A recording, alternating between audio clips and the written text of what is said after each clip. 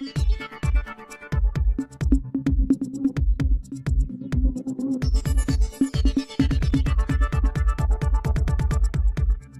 विकास झाला नाही असं म्हणताय, सरकारने विकास केला नाही म्हणताय. मात्र तुमचे सहकारी सतीश सावंत यांनी काल विकासाला साथ देण्यासाठी आपण भाजपमध्ये प्रवेश करतो असं म्हटलं.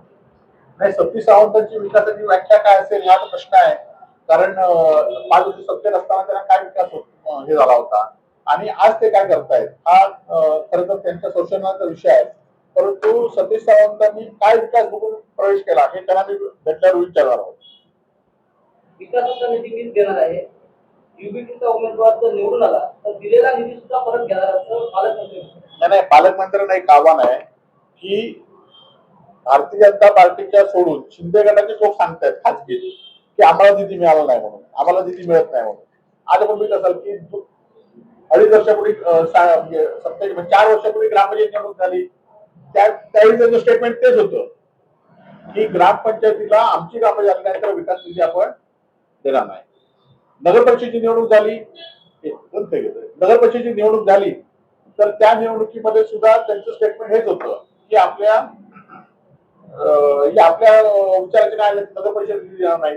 आज इथे उपनगरचे आमचे माजी आमदार त्यांना विचारलं की मालवण कुडा नगरपालिकेमध्ये कुठला निधी आला, सत्तांतर झाल्यानंतर कुठला निधी आला, मालवण आता या शहरामध्ये निधी झाल्यानंतर कुठला निधी आला, आज ग्रामपंचायतच्या ज्या तुमच्याकडे गेल्यानंतर त्यांना किती निधी, कोणता निधी आला. त्यामुळे निवडणुका आल्यात की फक्त आणि फक्त लक्ष विचलित करायचं आणि दिलेल्या आश्वासनाला हरताळ पाडायचं काम या पालकमंत्र्यांनी आणि सत्ताधाऱ्यांनी केलेलं आहे आणि त्याविरुद्ध जनतेच्या मनामध्ये आक्रोश निर्माण होईल. जिल्ह्यातील ठाकरे शिवसेनेचं युनिट निकालकडे असण्याचं निलेश राणेंनी टीका केली आहे. तुम्ही जी टीका केली होती की आमचा विरोध भाजपला नाही तर राणे कुटुंबाला आहे, त्यावर त्यांनी प्रतिक्रिया देताना नाही, खरं तर आमचा विरोध जिल्ह्यातले काम करणाऱ्या लोकांविरुद्ध पक्षविरुद्ध आहे. पण राणे समोर तर तेच वेगवेगळे पक्ष असले तरी तेच उमेदवार काय आहेत. संतोष साटुलेकर असू देत, सुनील गाडगेकर असू देत, संजय पडते असू देत, हे तेच उमेदवार, महेश सारंग असू देत, मोठ्या सावंत असू देत, तळेकर असू देत, मिलिंद नाईक असू देत, हे तेच उमेदवार गेल्या अनेक निवडणुकांमध्ये का हा प्रश्न आहे. आणि त्या निवडणुकीमुळे त्या लोकांना काहीतरी संधी मिळेल, त्यामध्ये त्या लोकांचा ठेकेदारी असते. त्यामुळे त्या लोकांच्या या पक्ष बदलले, 3 पक्ष बदलले तरी तेच उमेदवार, आणि त्यामुळे अशा लोकांच्या विरोधात आम्ही जनतेला आवाहन करतो आणि जनतेला आम्हाला प्रतिसाद देतो. तर तुम्ही याच्यामध्ये भ्रष्टाचारापासून सिंधुदुर्ग जिल्हा परिषद वाचवण्यासाठी मध्ये आता आवाहन करताय. काल निलेश राणेंनी असं म्हटलंय की गेल्या 27 वर्षात जिल्हा परिषदेमध्ये त्यांच्या काळात भ्रष्टाचार झालाच नाही, आता भ्रष्टाचार झाला नाही. आपल्याला आपल्या बातम्यात सांगतो की जिल्हा परिषदच्या भरती घोटाळ्यामध्ये 121 लोकांची भरती होती आरोग्य सेवकांची. त्यामध्ये भरती घोटाळ्यामध्ये भ्रष्टाचार झाला म्हणून वृत्तपत्रामध्ये मोठी बातमी आली. जिल्हा परिषदच्या ज्या बांधकाम केंद्र आहे अशा बांधकामाचं सुद्धा बिल काढण्याची सुद्धा तक्रारी पावशी ग्रामपंचायतीमध्ये जिथे बिलच कामच झालं नाही, बिल काढलेली आहे. आणि त्यामुळे भ्रष्टाचाराची अनेक प्रकरणं झालेली आहेत. काही ठेकेदार आपण बघित असाल की स्पॉन्सर घेऊन ठेकेदारांना काम अडवण्याचं काम या ठिकाणी सुरू होतं. त्यामुळे जिल्हा परिषदेची ठेकेदार आणि भ्रष्टाचार वगळण्यासाठी आम्हाला साथ द्या.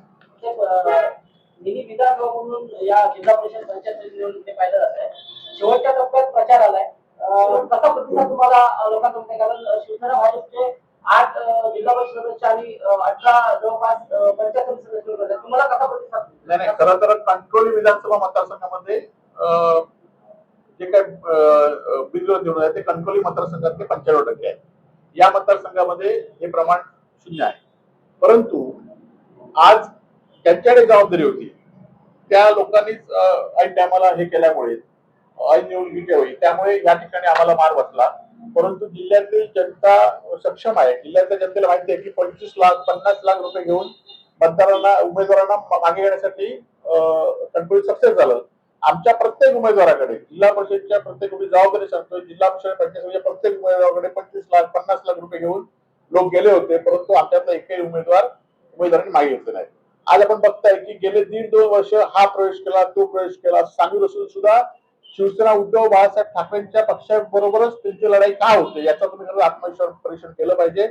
आज निवडणुकीमध्ये कुडाळातील मालवणातील स्वाभिमानी जनता आमच्या पाठीशी असेल आणि या निवडणुकीमध्ये आम्ही निश्चितपणे पंचायत समिती दोन्ही पंचायत समितीवर भगवा पडतो.